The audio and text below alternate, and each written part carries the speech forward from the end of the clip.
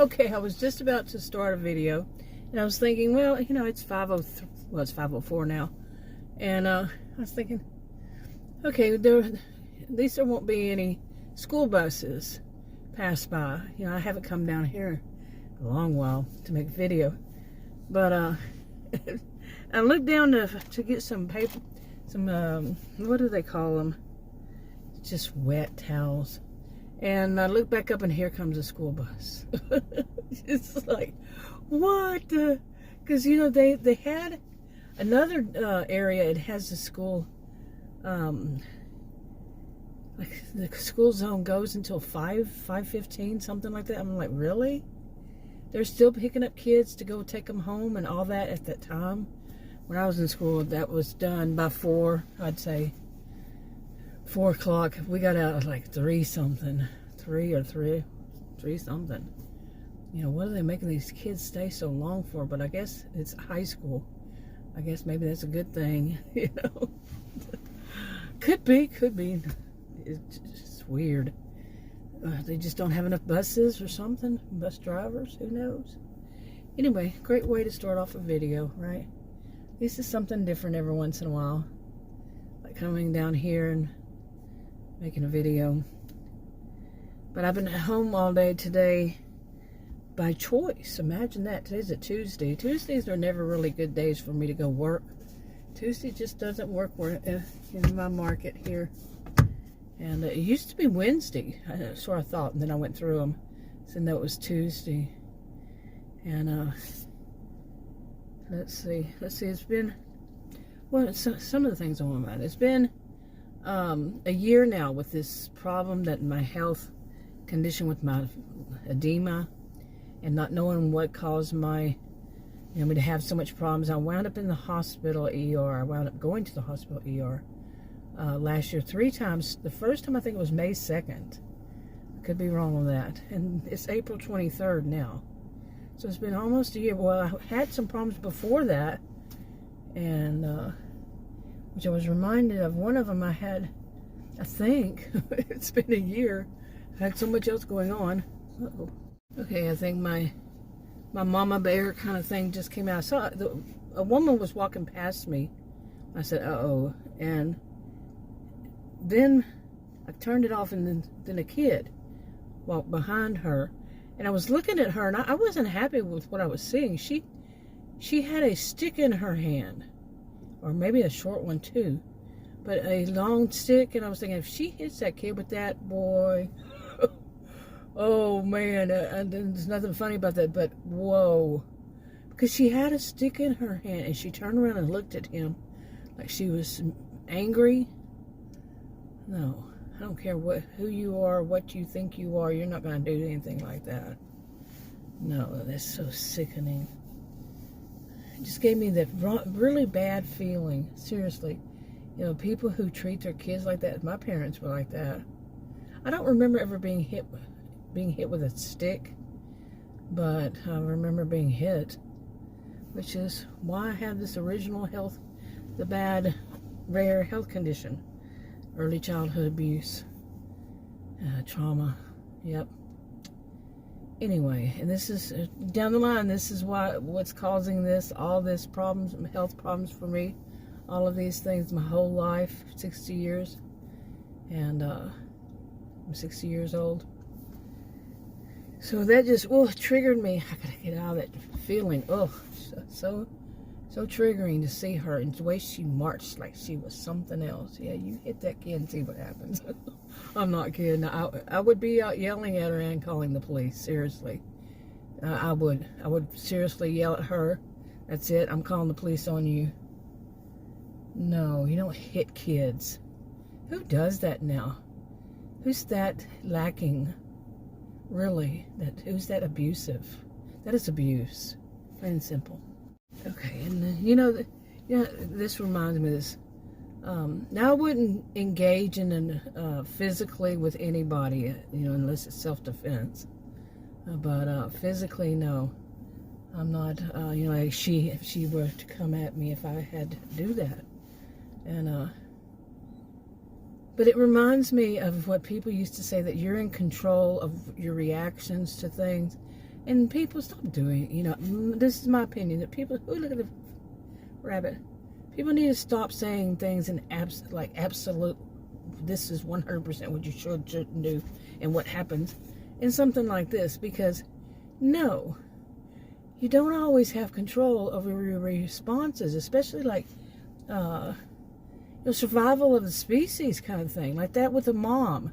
If she would have hit that kid, oh, how much in control of myself would I be to, I think what I would do is yell at her and such, honk my horn and call the police.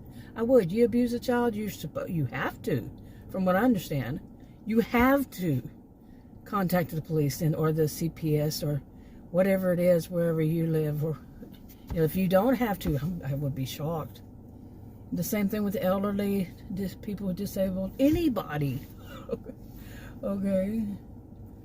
But I don't know why I got this laughter today. That just triggered me. It just triggered me so much to see someone, the way she was walking and acting, and that kid was like,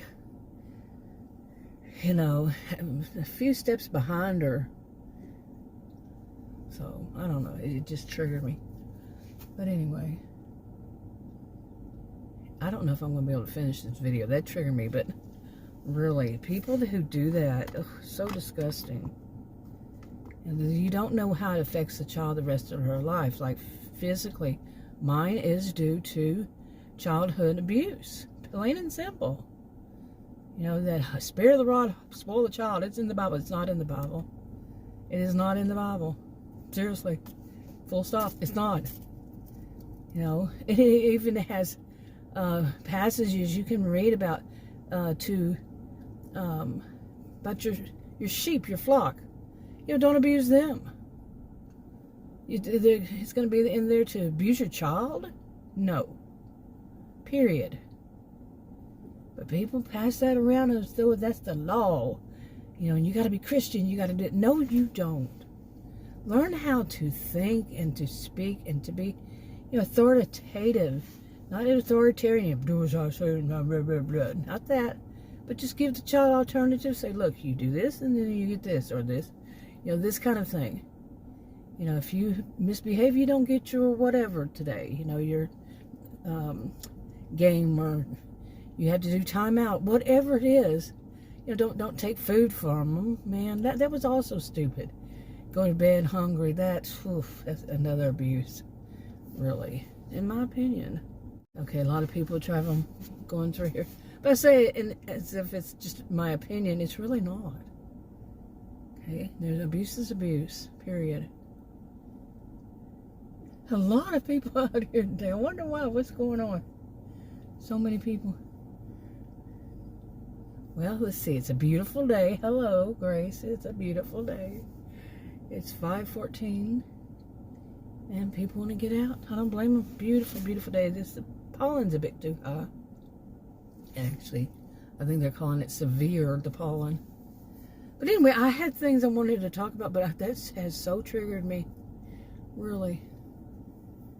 To see somebody, the way she... I've sat here before and seen some things, that, it wasn't called... somebody else. Okay, I basically don't ever talk about kids in 10 years. This year, August, will be 10 years that I've made videos on my original channel, which was not this kind of channel, but this kind of channel to talk about stuff like this. I started just, I don't know, a few months later, so. Yeah, but, so 10 years, and I really haven't said much about kids and everything. Things have changed quite a bit since I was young. Like I said, I'm 60, and it just keeps changing. I worked a lot with children. I was a career student at university, and over 20 years I taught at college and university. But I also would do one place they call me a visiting teacher because I have taught, and the other one's it's a substitute teacher. But it's different. But yes, because if you are an educator and all that. But anyway, I did that quite a bit. So I worked with a lot of kids, and I went through a stage I liked working with more, it's not really any inner city here like you would think, but there are some tough kids. Yeah, tough kids. I liked working with them for a while. And then when I worked with teenagers for a while, I said, nah, you know, the ones that really wanted to, ones who really wanted to study and really wanted to learn were the inner city, if you could call them that. They just weren't as privileged as the other ones. This is a very wealthy county. It's the wealthiest one with certain population here in Texas. #1 wealthiest. And you have a lot of kids, you know, the county. You have a lot of kids that, you know. Anyway, see, I don't like to say things like that, no. But I like to work to, you know, help kids. I started off as a math and computer science major, and I was going to be a math teacher. That's what I wanted to do. And learn how to program, and I did learn how to program a bit.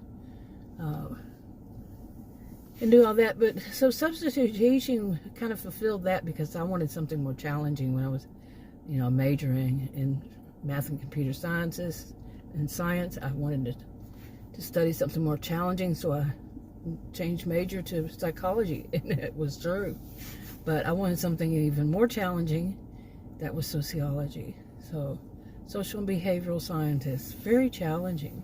The things to learn. Like I said, I was a career student over 20 years. I really wanted to know what I know. Yeah, I know. Anyway, but working with kids, you know, as a substitute teacher, visiting teacher, I got into a stage where I wanted to teach just math.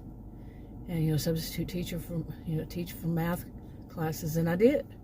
And I taught them little tricks on how to think. You know, nobody learns the same way, and math, the way they understand the concepts are different, so I taught them different alternatives, the one that were struggling, and I tried something else, and they'd say, you know, get them up individually, and you know, they were struggling with it, and I'd give them a different way of looking at it. But, you know, they had to learn what the teacher wanted, but the teachers, they wouldn't leave, this is how you teach it either. So, you see what I'm saying? It's up to my interpretation which way they wanted to teach it.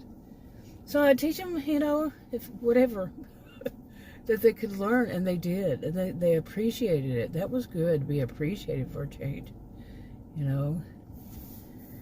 And then closer to the end, I preferred, you know, elementary school ages, because I think, you know, at some point, when you're teaching, when you're younger, it's different, you know, as you work a little bit more and more now. I don't remember when, 2017, I think, was the last time I did substitute teaching. And it wasn't something that I wanted to do, was to be in the hallways when teenagers go all over the place, practically knock you down, you know. And it's so fast moving in between classes, and trying to get everything done when you're whatever age I was at the time.